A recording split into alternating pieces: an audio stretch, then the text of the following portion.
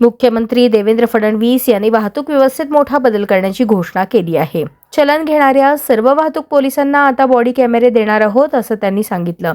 यातून पारदर्शकता वाढेल, भ्रष्टाचारावर नियंत्रण येईल आणि वाहतूक पोलिसांवर होणाऱ्या आरोपांचीही तपासणी सोपी होईल असं फडणवीस म्हणाले।